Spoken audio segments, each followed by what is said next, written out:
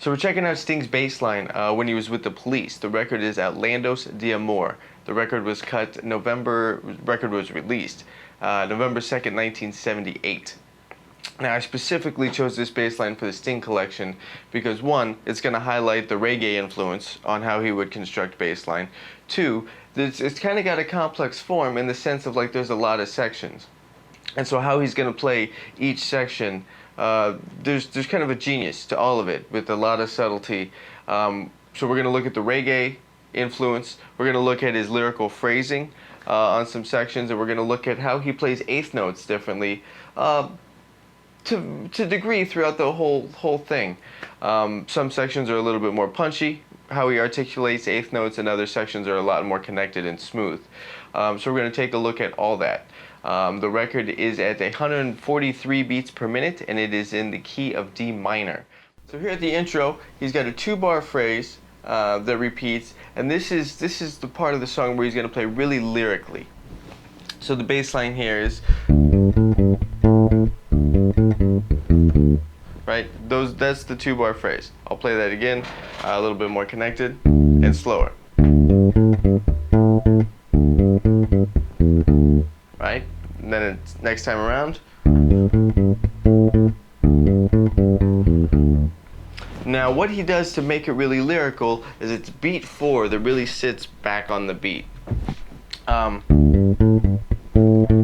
Right, those 2 eighth notes on beat 4, he really pulls on the time there, and that's kind of what gives it the melodic shape during the intro.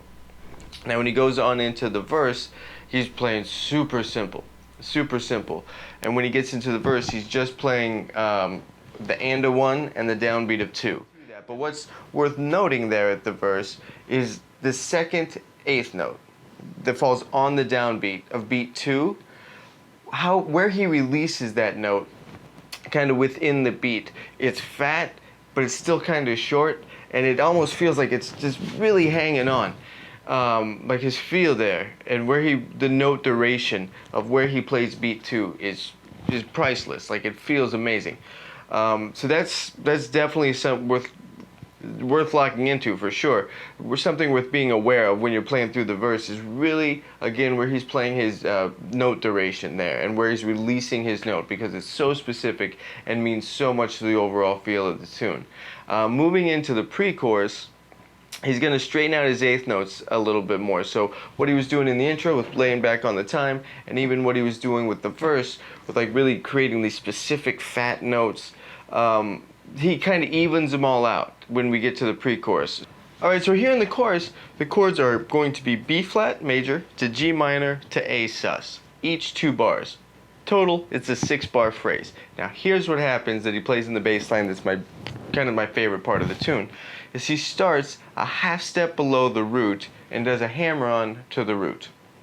And this happens in groupings of 4 eighth notes. So the first grouping, right, that's the 1 and 2 and, open A to the B flat. Then he goes from F sharp to G, and then to G sharp to A. There's a lot of information in this line. Although the bass line isn't technically challenging, what is there? There's a lot of musical information there. There's a lot of information about articulations and where you're putting things within time, and how you're manipulating that to like lay them back, then straighten them out, then have kind of a pulse and a hammer onto it, and then evening them all out. So he's setting up these ideas that he's always manipulating just slightly. There's so much musicality in this bass line. Another fantastic bass line by Sting. If you have any questions about it, you can email me at ryan@thebassshed.com.